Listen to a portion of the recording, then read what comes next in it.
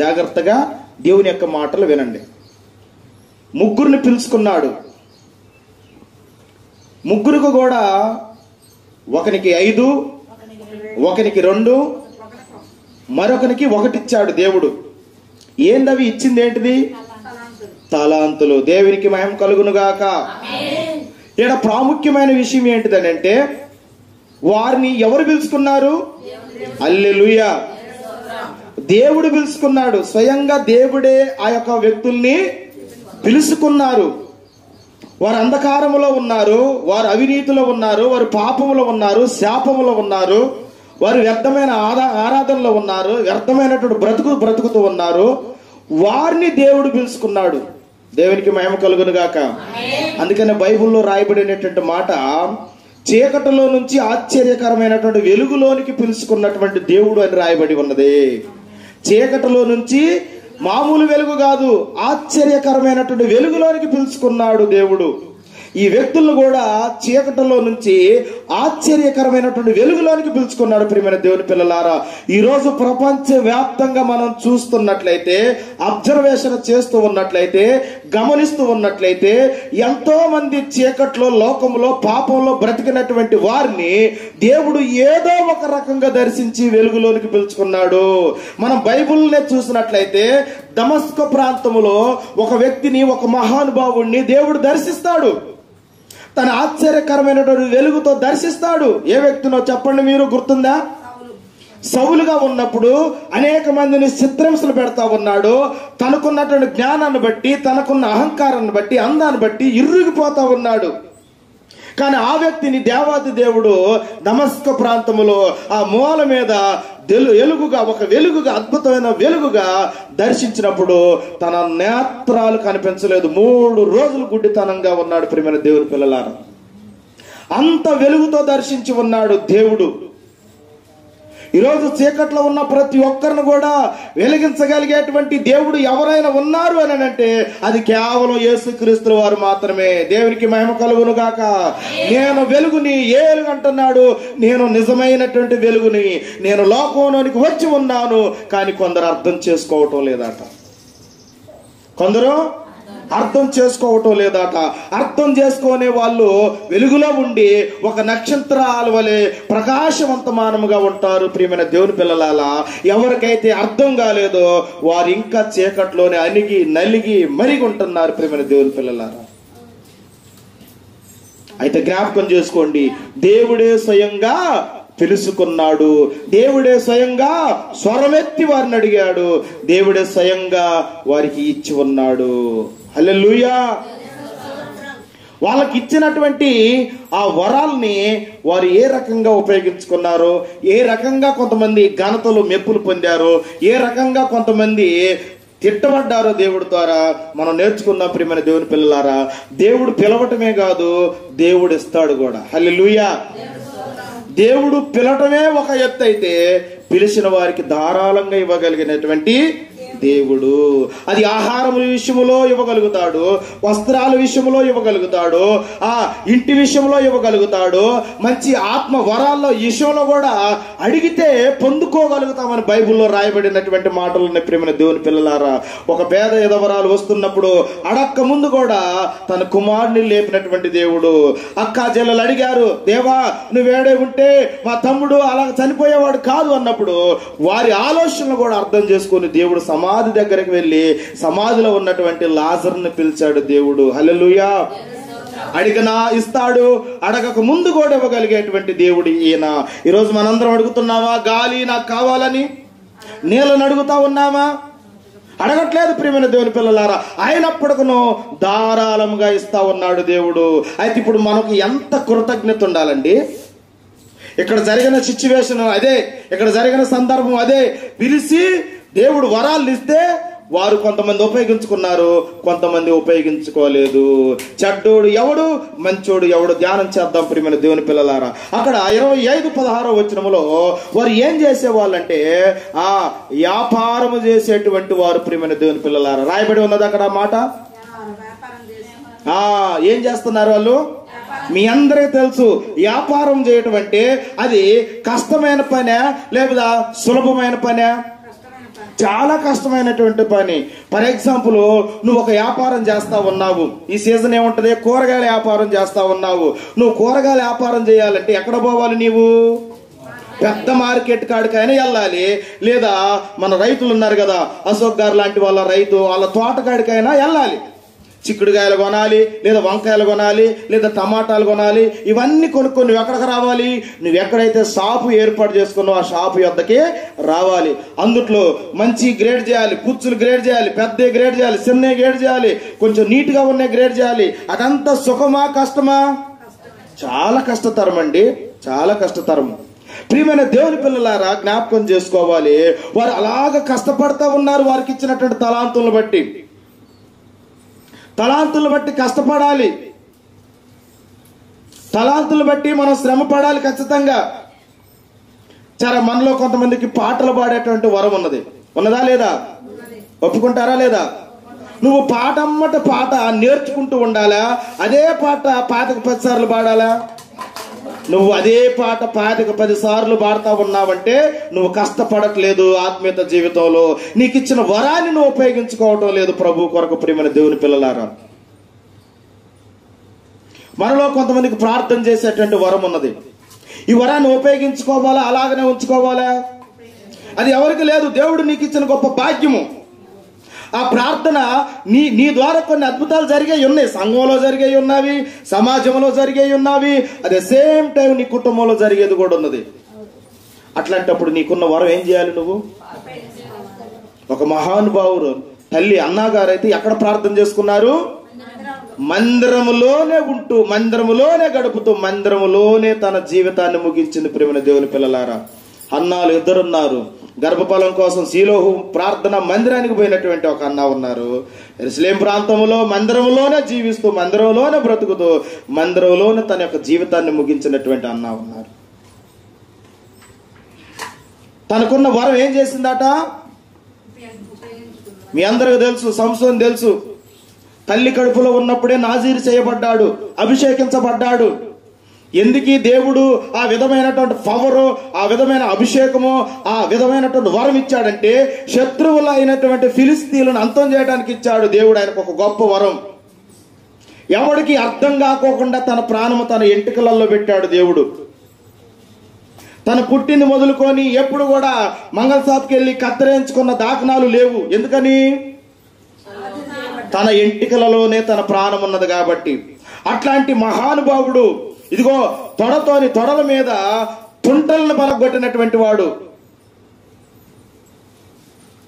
అనేకమైనటువంటి గుంట నక్కలు ఉంటాయి కదా, 300 నక్కలకి వాటి తోకలకు వాటినే ముడేసినటువంటి వాడు. మనం కుక్కొత్తనే ఆవిడ దూరాన ఉరుకుతాం, కానీ నక్కల కాడికి వెళ్ళి నక్క తోకలకే ముడిపెట్టినటువంటి వాడు. సింహము నోరుని సీల్చినటువంటి వాడు, ఎలుగుబంటి నోటిని సీల్చినటువంటి వాడు. ఎంత వరం ఉందండి! ఏ వరం అది? శత్రువులను జయించగలిగినటువంటి వరం అది దేవుడు ఇచ్చాడు.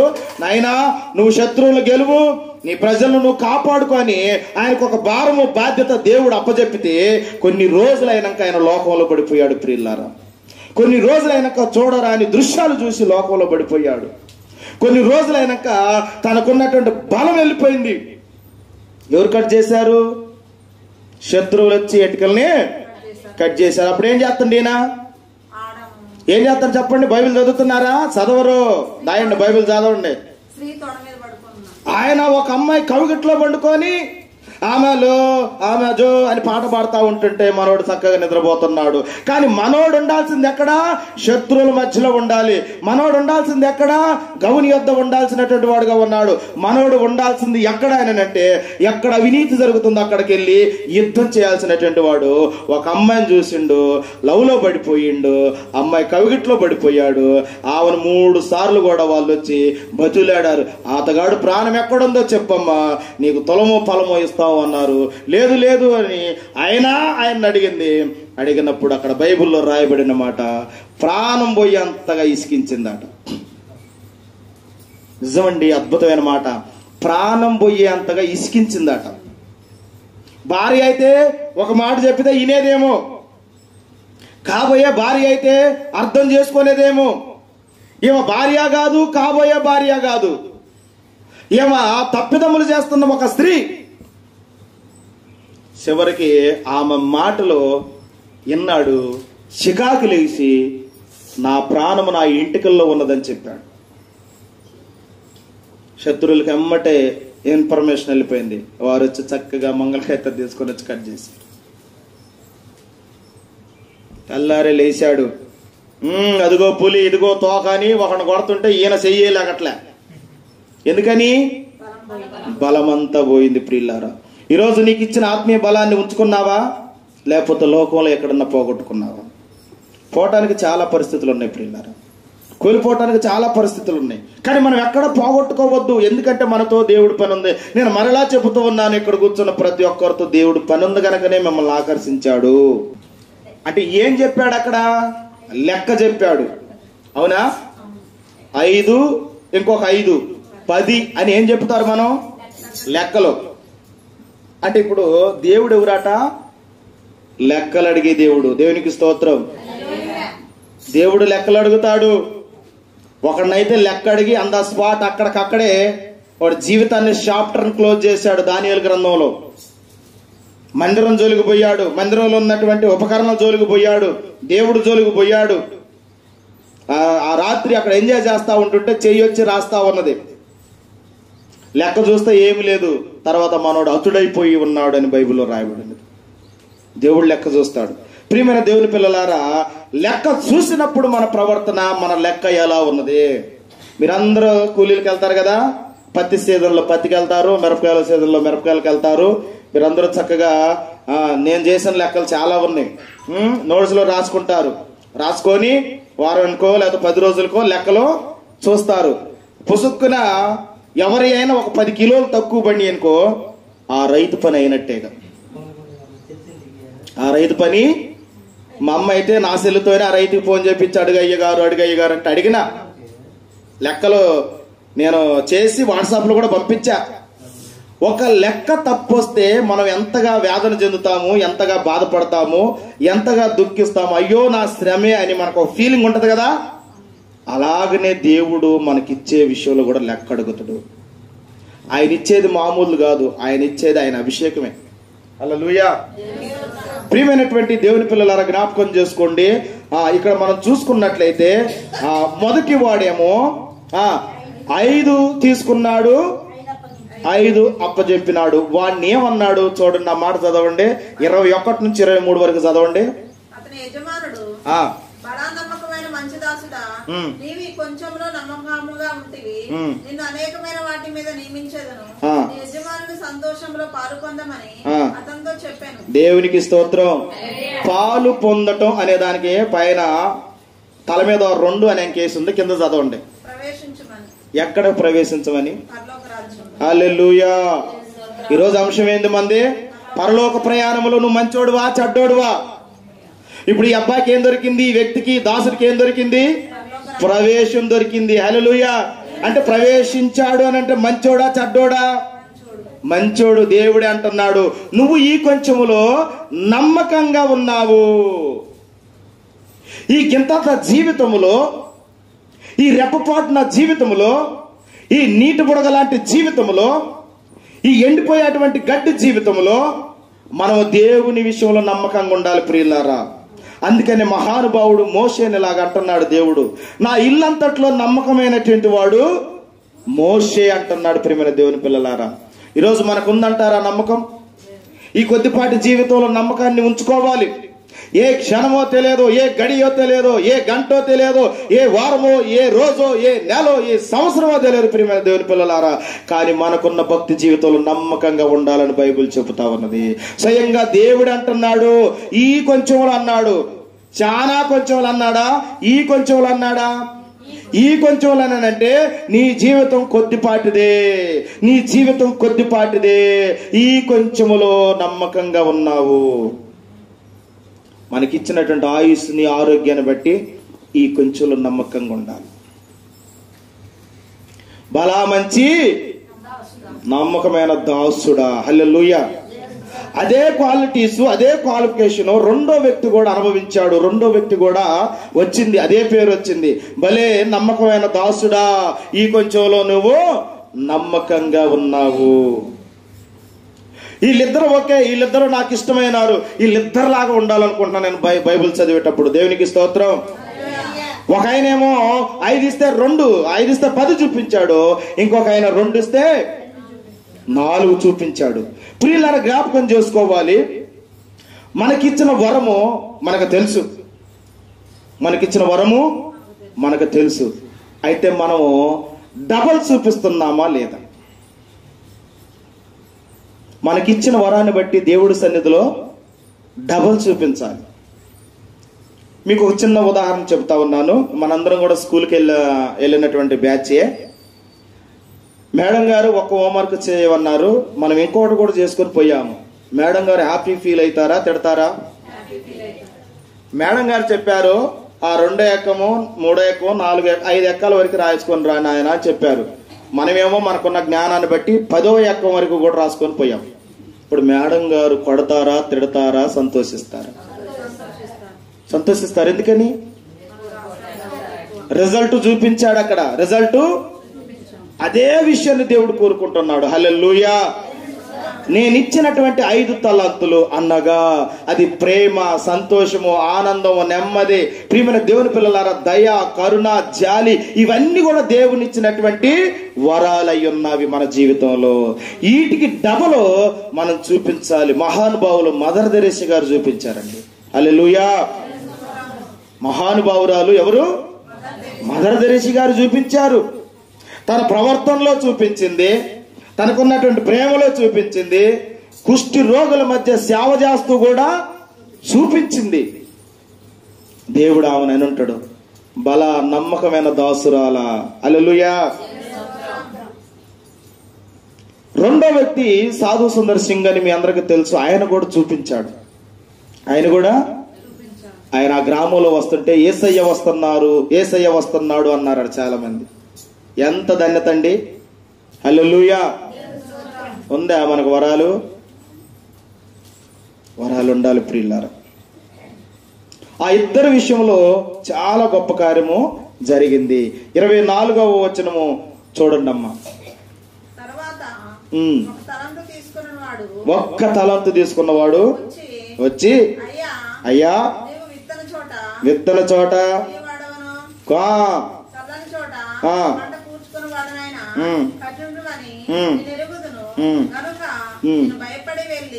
చాలు, అక్కడ ఆగుదాం. ఈ వ్యక్తి అంటున్నాడు, నువ్వు ఎత్తన చోట కోసేవాడు అని నాకు తెలుసు అంటున్నాడు. ఎంత దారుణమైన మాట అండి. అసలు గింజ ఎత్తుంది, అక్కడ ఏమన్నా వస్తుందా పంట? మళ్ళీ ఈ వ్యక్తి ఎవరిని అంటున్నాడు? స్వయాన దేవుడిని అంటున్నాడు. నువ్వు ఎత్తన చోట కోసేవాడు అని నాకు తెలుసు, నువ్వు పంట కూర్చేవాడు అని నాకు తెలుసు, భూమిలో అందుకనే నువ్వు అడుగుతావని నాకు తెలిసే నువ్వు ఇచ్చిన ఒకటి నేను భూమిలో పాతి పెట్టాను. ఈరోజు చాలా మంది క్రైస్తవులు ఇలాగనే ఉన్నారు. చాలా మంది క్రైస్తవులు నా ఆత్మను మీ మీదకు పంపిస్తున్నానని అపోస్తల కార్యములో 8వ అధ్యాయంలో ప్రతి ఒక్కరిపై ఆత్మ నింపబడుతుంది. ఆత్మ నింపబడిన తర్వాత, వారందరూ అభిషేకింపబడిన తర్వాత, వారు మరల ఎన్నడూ లోకంలో కలవలేదు, పాపంలో కలవలేదు. వారి పనంతా ఎన్ని చిత్రహింసలు వచ్చినా, ఎన్ని కష్టాలు వచ్చినా ప్రభు రాజ్య వ్యాప్తి కొరకే ముందుకు సాగిపోతున్నారే గనక ఎవరు ఎక్కడ లోకంలో రాజీ పడలేదు. ఏ నింపబడింది వారి మీద?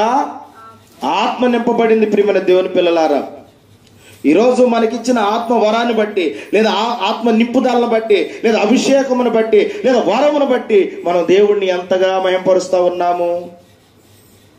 ఆదివారం ఒక్కరోజు వస్తే దేవుడికి మహిమ కాదు, 100% కాదు. సరే, ఆ వ్యక్తి అలా సమాధానం చెప్పితే దానికి దేవుడు చూడండి అమ్మ, కింద వచ్చిన చదవండి.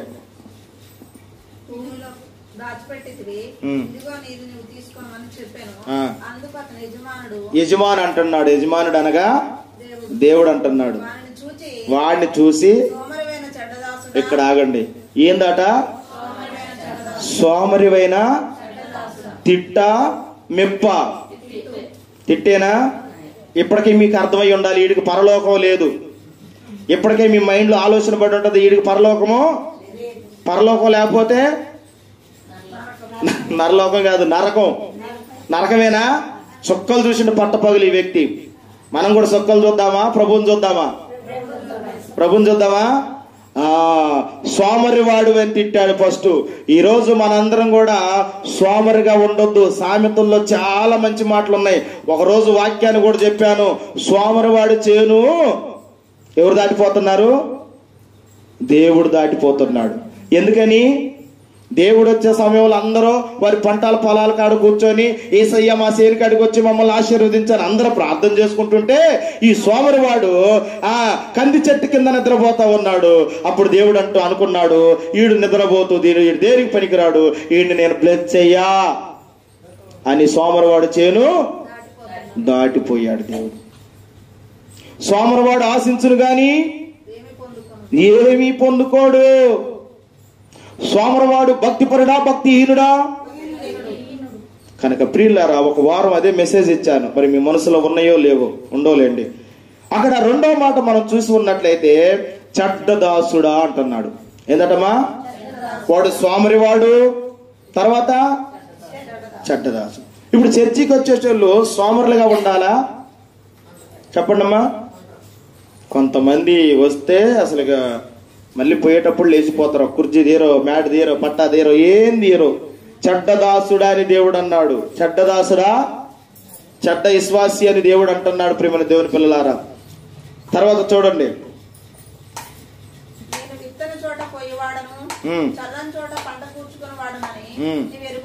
దేవుడు ప్రశ్న వేస్తుండారా నాయన? నేను వాక్కు మాట్లాడితే భూమి కలిగింది, మొక్కలు కలిగినాయి. నేను గింజ ఎయ్యని చోట పంటని ఎటా కోస్తాను నువ్వు అనుకుంటున్నావు నాయనా? నీకు తెలుసా ఆ విషయము? చదువు. అట్లయితే నీవు నా సొమ్ము సాహుకారుల యొద్ద ఉంచవలసి ఉండెను. నేను వచ్చి వడ్డీతో కూడా నా సొమ్ము తీసుకుందనని చెప్పి ఆ తలంతులను వాని యొద్ద నుండి తీసివేసి 10 తలంతులు గలవానికి ఇయుడి, కలిగిన ప్రతివానికి ఇయ్యబడును, అతనికి సమృద్ధిగా కలుగును. లేని వాని యొద్ద నుండి వానికి కలిగినది తీసి వేయబడును. మరియు పనికి మారిన ఆ దాసుని చాలు ఏమంటున్నాడు? పనికి మాలిన దాసుడు, చెడ్డదాసుడు, సోమరపోడు వాడు. ప్రియమైన దేవుని పిల్లలారా, జ్ఞాపకం చేసుకోవాలి. చివరికి ఇడు బ్రతికేవింది. ఆ మాట కూడా చదవండి, నేను కన్క్లూజ్ ఇస్తాను. అగ్ని ఆరదు, ఏంటిదది? అగ్ని ఆరదు, పురుగు జావదు, నరకము. అక్కడ ఏమేమి ఉంటాయట? ఏడుపులు, పండ్లు కొరకటం. ఈ 2 క్రియలు అక్కడ ఉంటాయి నరకంలో. ఇప్పుడు ఆడేయబడ్డాడు మనోడు. 3 కారణాలు కానొస్తున్నాయి. ఒకటేమో చెడ్డవాడు అన్న పేరు వచ్చింది, రెండోదేమో సోమరపోతుడిగా ఉన్నాడు, మూడోదేమో పనికి మాలినోడు అంటే పని చేయనోడు. అంతే, పనికి మాలినోడు అంటే పని చేయనివాడు. ఆత్మీయత జీవితంలో ఉన్నప్పుడు, విశ్వాసంలో ఉన్నప్పుడు, భక్తి జీవితంలో ఉన్నప్పుడు, మనం క్రీస్తుని అనుసరిస్తూ మనం క్రీస్తు అడుగుజాడల్లో నడుస్తున్నప్పుడు మనము మంచివారముగా ఉండాలి. హల్లెలూయా. క్రీస్తు యేసుకు కలిగిన ఈ మనసును మీరును కలిగి ఉండుడి. సోమరివాడిగా ఉండొద్దు. మనం ఆరాధిస్తున్న దేవుడు, ఆయన మన కొరకు దినమెల్లా కూడా 2 చేతులు చాచి చూస్తా ఉన్నాడు. ఆయన బైబిల్లో రాయబడినటువంటి మాట, ఆయన నిద్రపోడు, కొనకోడు. మనమేమో సోమరిగా తయారైతా ఉన్నాము, పనికి మాలిన వారిగా ఉంటా ఉన్నాము. కానీ దేవుడు ఏ రోజన్నా ఆగిండా? చనిపోయేంత వరకు ఆగల. దేవునికి స్తోత్రం. ఆయన మరణించేంత వరకు కూడా ఆగలేదు. సత్యాన్ని గుర్తెరగాలి ప్రియులారా. పరలోక ప్రయాణములో నువ్వు మంచివాడువా చెడ్డవాడువా అన్న ఆ కాన్సెప్ట్, ఆ యొక్క టైటిల్ మీద కొన్ని విషయాలు ధ్యానం చేసుకున్నాము. ముగ్గురిని దేవుడు మనకు చూపిస్తా ఉన్నాడు. ఆ ముగ్గురులో ప్రియమైన దేవుని పిల్లలారా, 2 మంచోళ్ళు ఉన్నారు. ఒకడు చెడ్డవాడుగా ఉన్నాడు. చెడ్డవాడు నరకానికి పోయాడు. ఈ మంచివారు పరలోకానికి వెళ్ళారా? వెళ్ళలేదు. దేవునికి స్తోత్రం. పరలోకానికి పర్మిషన్ వచ్చింది వాళ్ళకి. వాళ్ళ లిస్ట్ లో మనం ఉండి మనం కలిసి వెళ్తాం త్వరలో. దేవునికి స్తోత్రం. వాళ్ళు మనము కలిసి వెళ్తాము. చెప్పండి, మీకు ఇచ్చినటువంటి వరాలు, మీకు ఇచ్చినటువంటి ఫలాలు, మీకు ఇచ్చినటువంటి అది ఏ విధమైనటువంటి వరమైనా దేవుడి కొరకు ఎంత మీరు హెచ్చిస్తా ఉన్నారు, ఎంత మీరు ఖర్చు పెడతా ఉన్నారు, దేవుని కొరకు ఏ విధమైన త్యాగం మీలో బయలుదేరింది, ఏ విధమైనటువంటి ఆరాటం, పోరాటం, ఏ విధమైనటువంటి ఆత్మ నడిపింపు, ఏ విధమైనటువంటి భక్తి మీలో ఉన్నదనేటువంటిది గుర్తుంచుకోండి. ప్రియమైన దేవుని పిల్లలారా, పరలోక ప్రయాణములో మనందరం ఉన్నాము. ఆ ప్రయాణంలో మంచోడికే ప్రవేశము, పనిచేసినోడికే ప్రవేశము. అక్కడ 5 తలంతులు ఉన్నటువంటి వాడు 5 సంపాదించిండంటే వాడు సామర్థ్యత అది కాబట్టి దేవుడు ఇచ్చాడు. 2 తలాంతులు కలిగినటువంటి వాడు 4 సంపాదించాడు, 4 చూపించాడు, వారి సామర్థ్యత. మరి ఇప్పుడు మన ఆలోచన, ఒక్కటి సంపాదించినటువంటి వాడు, ఒక్కదాన్ని ఇచ్చినటువంటి వాడు ఎన్ని సంపాదించాలి అమ్మ? ఒకటేగా. అంటే వాడు భక్తి దాని దేవుడు ఒక్కటే ఇచ్చిండు వాడికి అవకాశం. ఆ ఒక్కదాన్ని కూడా పనికి మాలినోడు గొయ్యి తీసి గోతలు పెట్టాడు. ఉన్నారు ఎవరన్నా అట్లాంటి వాళ్ళు? చాలా మంది దేవుడికి ఎదురు తిరిగే బ్యాచ్ అదంతా, దేవుడు ఏం చేసిండు అనేటువంటి బ్యాచ్ అదంతా. దేవుడు ఎప్పుడు దేవుడే, మనుషుడు ఎప్పుడు మనుషుడే. మనిషి దేవుడు కాదు, దేవుడు మనిషి కాదు. గుర్తుంచుకోండి. ఆయన ముందు మనం ఎప్పుడు కూడా మనకి మనం తగ్గించుకోవాలి. పౌలు గారు తగ్గించుకున్నారు, యోహాను గారు తగ్గించుకున్నారు, పేతురుగా ఎందరో తగ్గించుకున్నారు. రాజులు, అధికారులు తగ్గించుకొని ప్రభువుని గణపరిచారు. ప్రియమైన దేవుని పిల్లల, ఈరోజు మనందరం కూడా మనల్ని మనం తగ్గించుకొని ఆయన ఆరాధించే వారంగా ఉండాలి. ఈ కొన్ని మాటలు దేవుడు మన హృదయాలలో ఫలింప చేయనుగాక. ఆమేన్, ఆమేన్. ప్రార్థన.